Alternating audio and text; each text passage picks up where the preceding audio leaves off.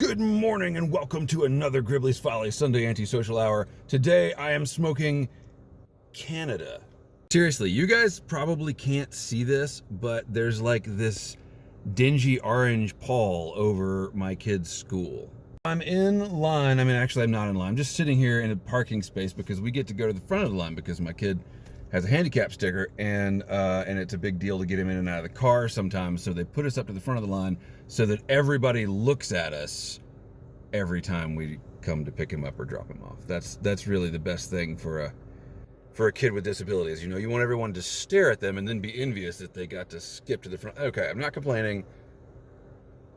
I'm just complaining. But the point is, there are signs everywhere on this campus that say no tobacco use anywhere on campus. And I respect that because I'm a member of society and I respect people and their rules and I'm on their playground, not at home. And now I'm like, all these kids are like, I'm watching like 50 kids play in the wildfire smoke from Canada and I'm still respecting this rule. I'm not trying to make it like a smokers' rights thing. I guess I'm trying to point out the absurdity of like, don't smoke outdoors on school campus. Okay, I'm cool with it.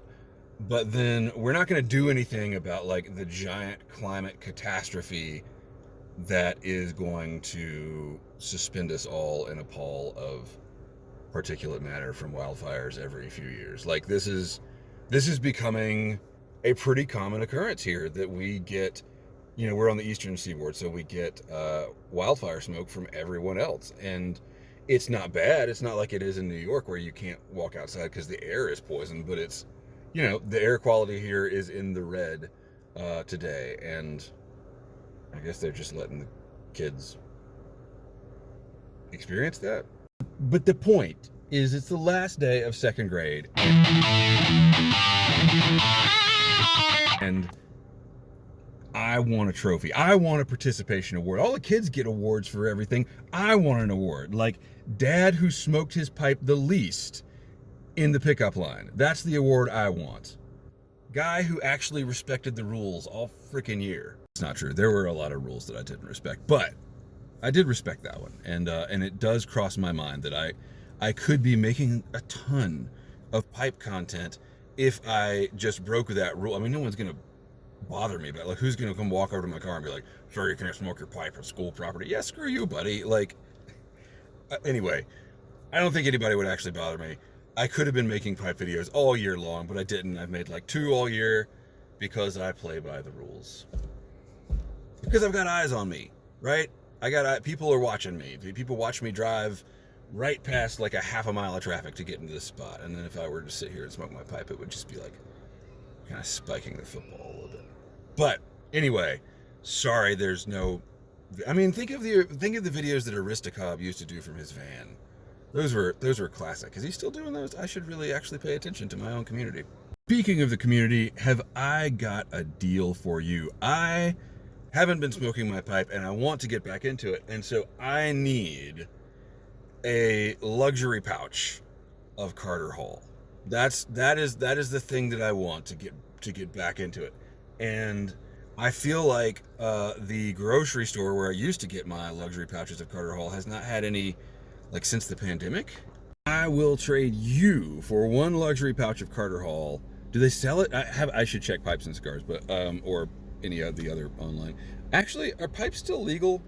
I don't know. There was a bunch of laws that were getting ready to come into effect the last time I checked, and then I haven't checked in a couple of years because I'm just completely swamped with everything else in my life and don't have time to advocate for that. So, if pipes and cigars are still legal and can be sent through the mail, or if they're not, but you would like to take some risks, I will trade you most of a tin of Foundry, which is a really nice English, actually.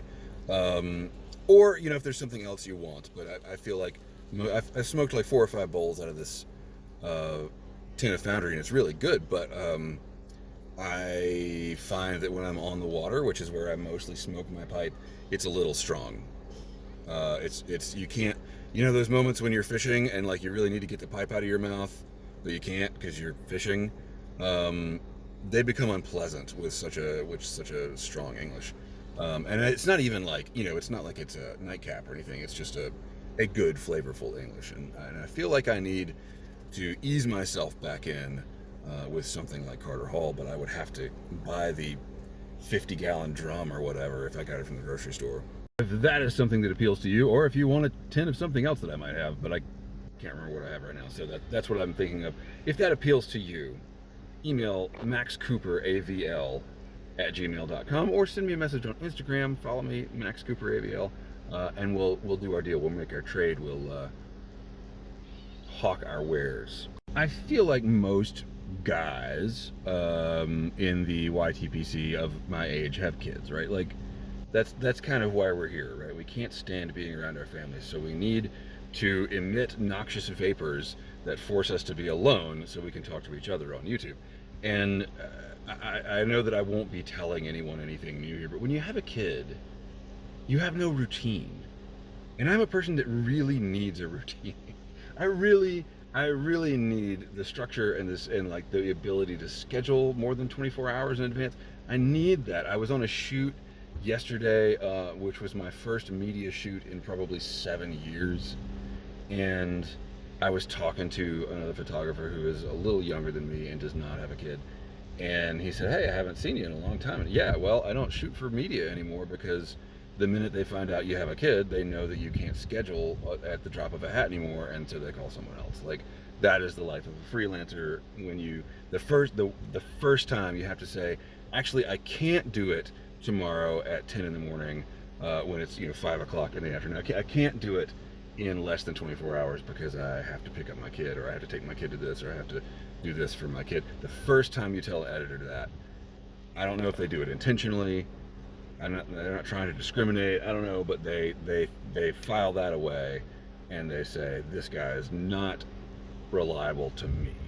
He's reliable to his kid."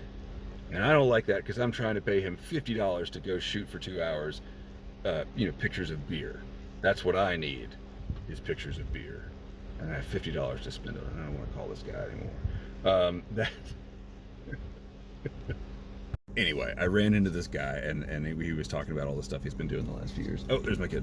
Okay, I'm back in my office where I have taped my phone to the window because that is how professional visual artists roll. So I was talking about something. I don't even remember what I was talking about. That was like 3 hours ago now. There's no reason I should be expected to remember something from 3 hours ago. So, the whole thing that I think the whole point of this rant was that I was pointed to a study or a train of thought that made a lot of sense to me, actually. So one of my problems, my many problems, is I don't sleep.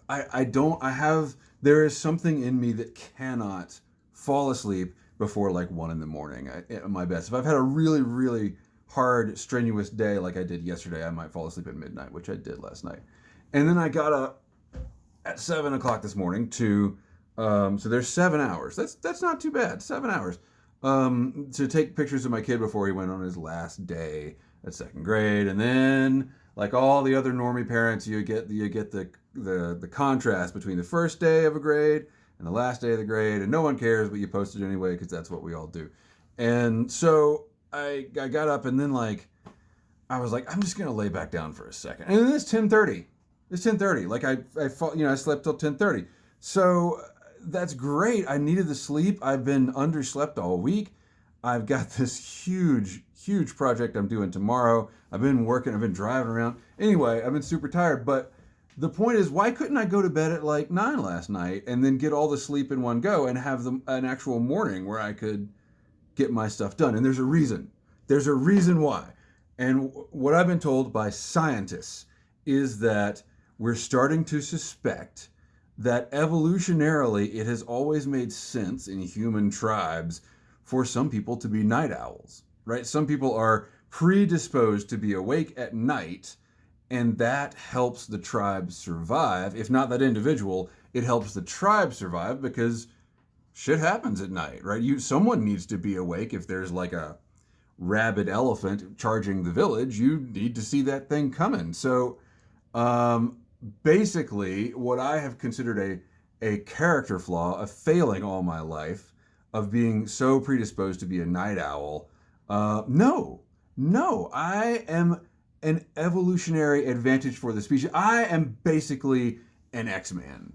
I just need to grow out the beard a little more and I will be Wolverine. And that is a really different take on how I have felt about being a night owl my whole life. Because, I think there's also science that says in teenagerhood, in your teen years, everyone's a night owl. Like your brain is not fully developed and you don't know how to handle a schedule. And so a lot of teens, and they also need more sleep than it either, like since they were babies.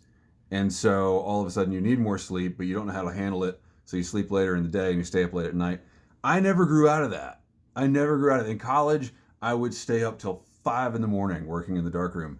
And, adulthood has kind of like tempered that, but I'm always just dragging in the mornings. And then in the evenings, I'm like, God, I've been falling asleep all day, but now I'm suddenly awake. So yeah, it's not my fault. I was born this way. Like Lady Gaga, right? Born this? No, that's Poker Face. Poker Face. So I picked up my kid. I'm like, dude, we're done. Second grade is over. What are we gonna do today? How do you want to celebrate? You want to go to the arcade? You want to get some ice cream? He's like, no, I want to go home and play video games. All right then. That's cool because it gives me time to actually finish this video. So, so many videos I want to make and can't. It's just a time thing. There's just no time for anything. Well, let's see what's been going on. There's a huge project that I've been working on. I think it's a wrap now, where a giant paper mill that has been in operation for over 100 years in an adjacent town has closed. And I used to work in that town a little bit, and I know some people there, and it's just a really sad situation. 1,000 jobs ceased to exist overnight, and now there's a giant industrial wasteland in the middle of the town because it's a 100-year-old mill. It predates the EPA by 70 years or whatever. Who knows what is in that thing? Like, who knows? So nobody. It's not like people are fighting over the property to build on it, and it's kind of going to be a forever hole in this town that they can't develop. I mean, how do you go forward with that? Like the heart of your town dies, and you then can't even you can't even fill in the grave, right? It's an open sore. And so I've been shooting. A newspaper called me and said, "Hey, do you want to go shoot some photos of this thing?" Of the mill itself, and I've been shooting a lot of photos there. And it is, at first it was like, hey, this is cool. I get to take pictures of this old mill, and I get paid for that. Like that's the kind of thing I would do for fun. Is like aging infrastructure, architecture, photography. And then the more I worked on it, the sadder it got. And yesterday I covered the town sort of made an event out of the last workers walking out of the mill. I don't think the mill wanted to make an event, or the company that owns the mill. I don't think they wanted to make an event out of it. They have been pretty underhanded the entire time, and I think they did not want the bad PR that would come from a photo op of their last workers walking out. But I was there, and I did get a couple of shots that I'm pretty proud of, and I hope those go somewhere. And talk to guys that had worked there for 20 years or whatever. And they weren't sobbing, right? That's what you want as a photographer. Like, you want the guys coming out and they're all grizzled. They got their hard hat on. Their faces are smudged with coal, even though they work in a paper mill, but that's not the point. And you want the tears like streaking clean tracks down their coal smudged cheeks with all the stubble and the grit. I didn't quite get that shot, but I did get some shots, and it was just a big thing, It's crazy. But yeah, that's my first news assignment in however many years, and it's probably going to be my last for a similar number of years. I don't envy the folks that are still working in the industry and covering stuff like that, but